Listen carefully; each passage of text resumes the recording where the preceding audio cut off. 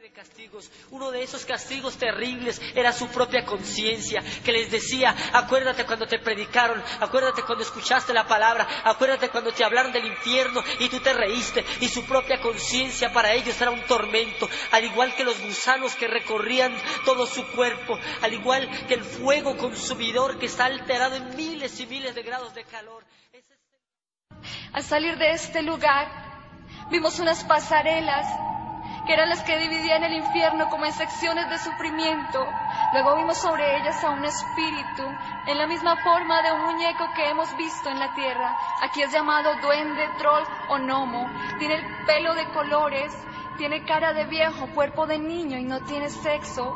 Además sus ojos destellan maldad. Y el Señor nos mostraba que este espíritu es un espíritu de laxivia. Y él tenía una lanza en sus manos y modelaba sobre aquella pasarela como cualquier reina, como cualquier modelo. Y a su paso enterraba la lanza a aquellas personas que se hallaban abajo de él.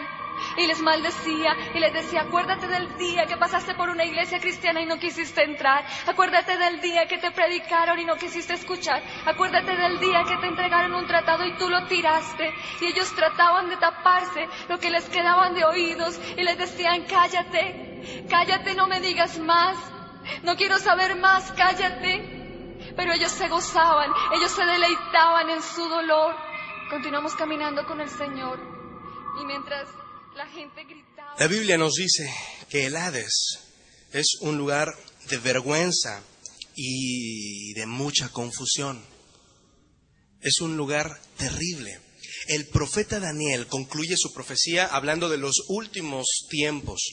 En referencia al tiempo de la resurrección de los muertos, él dice: y del polvo de la tierra se levantarán las multitudes de los que duermen, algunos de ellos para vivir por siempre, pero otros para quedar en la vergüenza y en la confusión perpetuas, avergonzados y confundidos. Escuchemos este breve testimonio. El Señor me permitió ver a un hombre. A este hombre solamente lo podía ver de su cintura para arriba. Y empecé a tener una visión de cómo él había muerto. Empecé a ver a Rogelio en un carro. Una persona se le acercó y le habló la palabra de Dios y le regaló un Nuevo Testamento. Y él, como si nada, siguió por su camino, sin saber que a unos pocos minutos de su viaje su carro se iba a volcar por un abismo y Rogelio tendría que morir. Este Nuevo Testamento se le abrió en el libro de Apocalipsis 21:8, que dice: pero los cobardes e incrédulos, los abominables y homicidas, los fornicarios y hechiceros, los idólatras y todos los mentirosos tendrán su parte en el lago que arde con fuego y azufre, que es la muerte segunda. En el momento que Rogelio leyó este versículo, Rogelio murió y llegó al infierno. Este hombre hacía un mes estaba en este lugar, aún tenía carne en su rostro, pero igualmente sufría como muchos de los que están allí. Este hombre de pronto no sabía el por qué estaba allí, pero yo creo que fue la única y la última oportunidad que este hombre tuvo para aceptar al Señor, así como muchos han tenido la oportunidad de aceptarlo. Ese hombre no sabía por qué estaba ahí. Es un lugar de confusión. También la Biblia nos enseña que el Hades es un lugar de desesperanza, ya que muere el malvado y con él su esperanza. Muere también su ilusión de poder, nos dice la Escritura en Proverbios 11:7. Escuchemos este otro testimonio.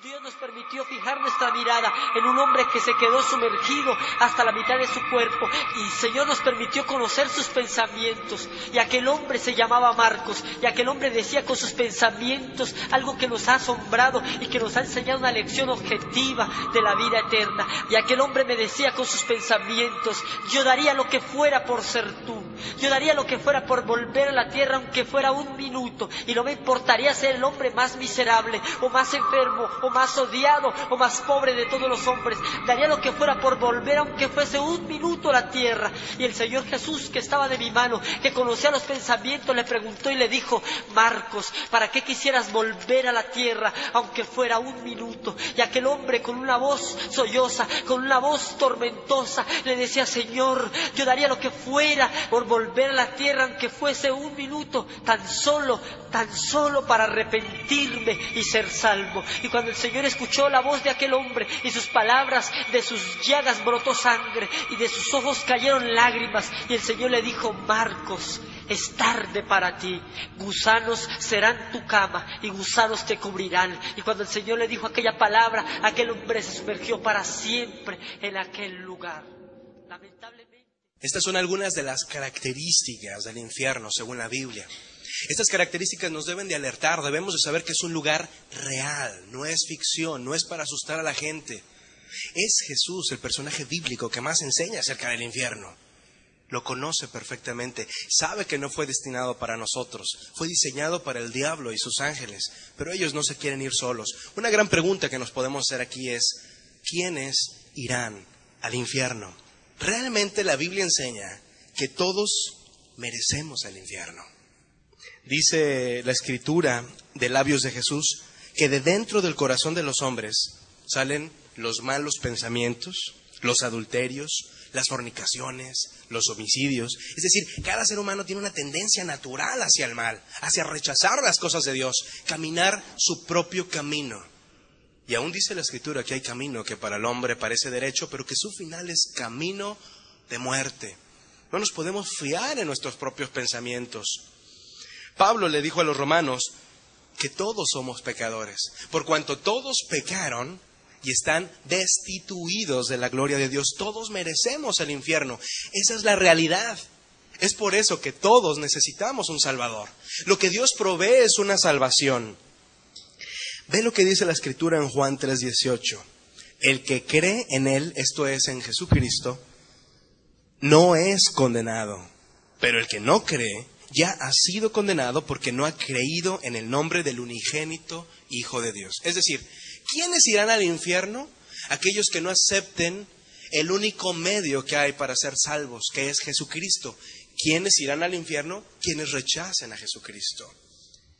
Pero, ¿quiénes rechazan a Jesucristo? Pudiera uno pensar en Hitler, pudiera uno pensar en grandes personajes llenos de odio, pero ¿será solamente gente así de malvada y de perversa que rechazan a Jesús? En primer lugar, la Biblia nos dice que rechazan a Jesús los que practican el pecado. Dice la Biblia, no se dejen engañar. Ustedes bien saben que los que hacen lo malo no participarán en el reino de Dios. Me refiero a los que tienen relaciones sexuales prohibidas, a los que adoran a los ídolos, a los que son infieles en el matrimonio, a los hombres que se comportan como mujeres, a los homosexuales, a los ladrones, a los que siempre quieren más de lo que tienen, a los borrachos, a los que hablan mal de los demás y a los tramposos. Ninguno de ellos participará en el reino de Dios. Ve que el listado, este es uno de los muchos listados que la Biblia nos proporciona acerca de las obras abominables delante de Dios. Pero creo yo que principalmente hay tres grupos que se pueden identificar con este listado. El primer grupo es gente que no quiere absolutamente nada con Dios, absolutamente nada con Cristo. Quiere vivir su propia vida a lo que sus pasiones les dictan. Escuchen este testimonio que nos habla acerca del destino eterno de los fornicarios. De un momento a otro, fijé mi mirada en una mujer que empezó a gritar apenas vio al Señor en aquel lugar.